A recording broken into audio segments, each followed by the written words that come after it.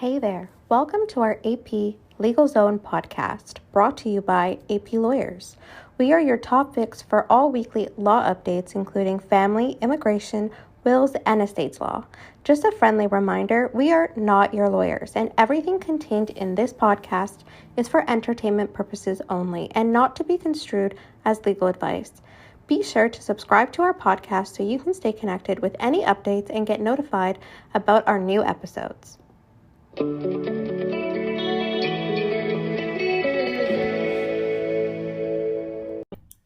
Hello, I'm Angela Princewill, and I have Sherine Abdi here with me today, as usual, and we will be talking about paternity agreements. It's going to be short and sweet. Sherine, can you tell us what paternity agreements are? So paternity agreements are really agreements that are made between persons who are not spouses and did not cohabitate, but who are parents of a child and who have agreed between them and have agreed to the payment of support and other expenses for the child.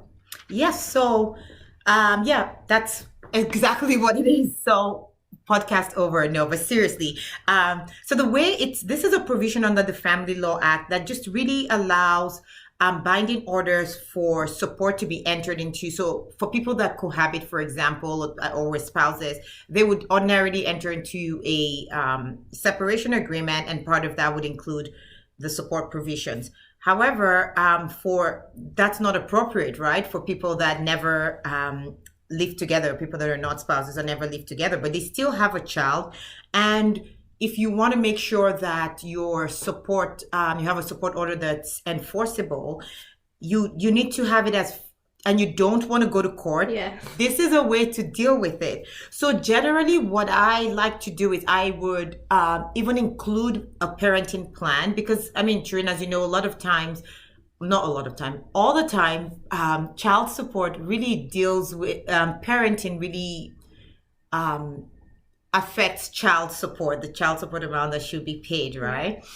So for me, it's just like, okay, we're not doing a separation agreement, but I'm going to include a parenting plan. And as part of that, I'm going to include this, support, child support provisions. And the benefit of that is it's just pretty much as enforceable as though it were a court order. So if you fail to follow those whatever is in the agreement, then someone can bring you to court and actually register the order and have it enforced that way. Now, Sherine, I know you're familiar with Section 59 of the Act, which is where paternity agreements are talked about, and I know you've done this for your clients as well. Do you find it interesting, like reading this section in 2022 and it's still, 2021. Okay, I'm ahead of myself, guys. It's December, okay? The year is almost over. I'm in 2022 mode.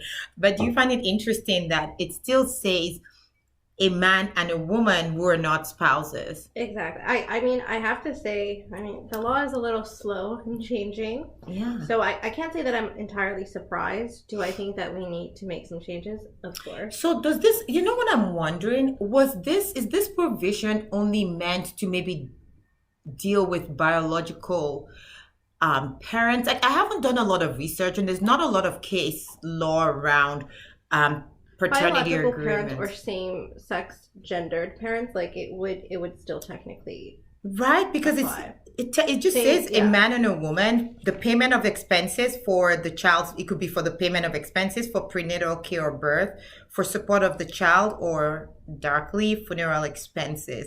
So I don't see how same-sex parents would not be able to rely on a paternity agreement to enforce support.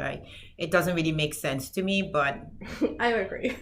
no one's taking the courts up on this, and so this is one of those like tucked away sections of the law that no one's really had to challenge. Probably there's not a lot of conflict there.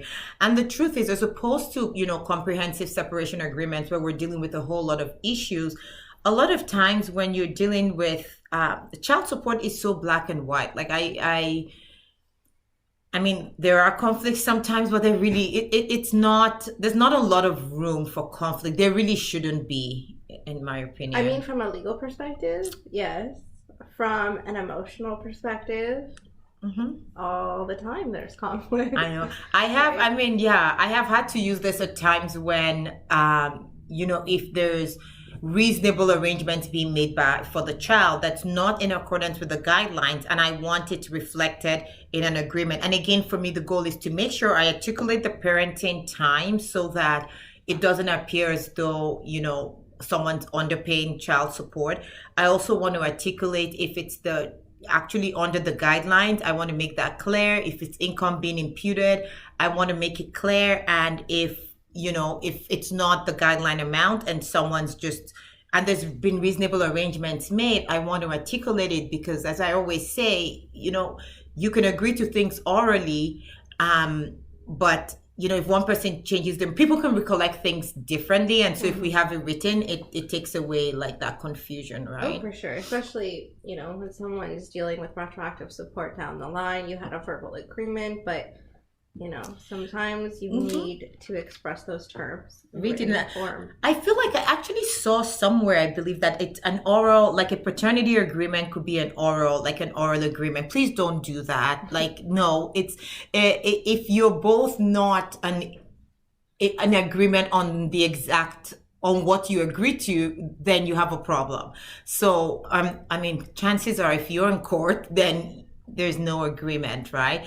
And also, it's worthwhile having as well if you want to make sure that the other person is conceding parentage, right? Mm-hmm. If it's the mother actually I shouldn't even think about it in terms of the biological parents, but if it's like two partners and you want to make sure that one person wants to make sure that it's clear that they are a parent, this is a good way to also do that, because you can acknowledge parentage as part of the paternity agreement. So this is not one that we get to use often. I would say the bulk of our practice is separation agreements. Yeah. But for those that are wondering, we never lived together, we're not spouses, we're just dating and we happen to have a child together. What can I do? Well, now you can get a paternity agreement done. Yeah, especially if you're amicable. Like, a lot of times people think they just automatically have to go to court. You can get those same arrangements being made, on consent between both parties, get a written agreement. And the nice part about it is if someone defaults on those support provisions, you can enforce it as a court order. Yes. So, true to our word, we kept it short and sweet. And that's your primer on paternity agreement. Until next time, it's bye for now. Thanks for listening and joining us in the AP Legal Zone. We hope you enjoyed this episode. You can find more episodes by searching AP Legal Zone on anywhere you watch podcasts. Be sure to subscribe to our podcast today so you can stay connected with any updates and get notified about any new episodes.